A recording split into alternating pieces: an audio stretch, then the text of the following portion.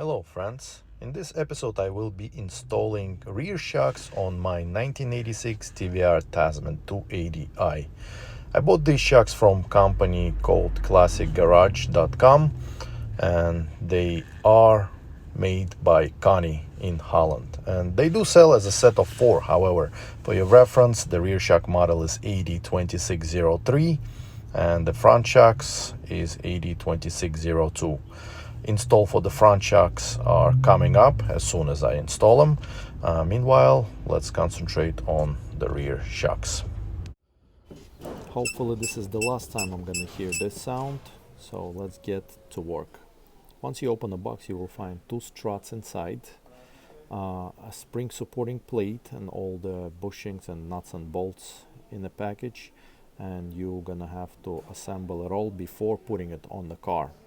There are a few ways that you can put that plate on the strut. You can either take the top, unbolt the top part of the strut and insert the plate from the top, or you can take the security ring out and put the plate from the bottom, which I decided to do because I found that the easiest way. Alright, so we'll take the plier, grab the ring on the side and just little by little evenly put it down until the ring comes down.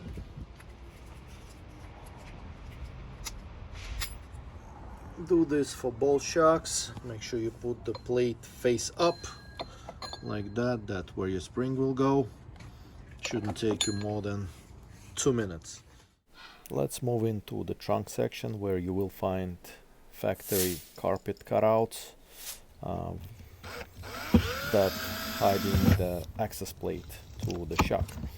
Unbolt that, pry open this plate, and you will see access to your strut.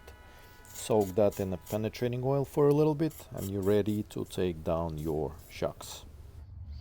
Grab top of your shock with whatever device you have available and clamp it to prevent from spinning, and using your wrench start unbolting the nut. Keep in mind that entire operation is done on the ground to relieve pressure of the nuts and bolts, and once you take them out you can lift up the car and the shock will pop out of its place. So using 19mm socket, unbolt the bottom bolt and drop the entire structure on the ground.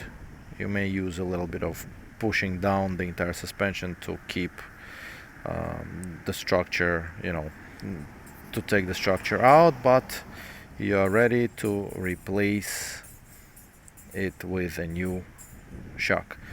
Just memorize where the top of the spring is. You can use a spring suppressor to assist you with putting your strut back. One thing to keep in mind that these are stiffness adjustable shocks. There are plenty of videos on YouTube that will show you how to adjust Connie shocks, and that's what I'm doing now.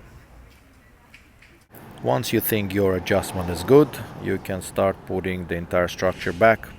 Don't forget to put rubbers, one on this side, the other one is in the trunk. Lift up the tower and insert into the hole. You don't have the power to lift the spindle up, you can use your factory jack to assist lifting it up, and then just install the rubber. See if you can position it in the center.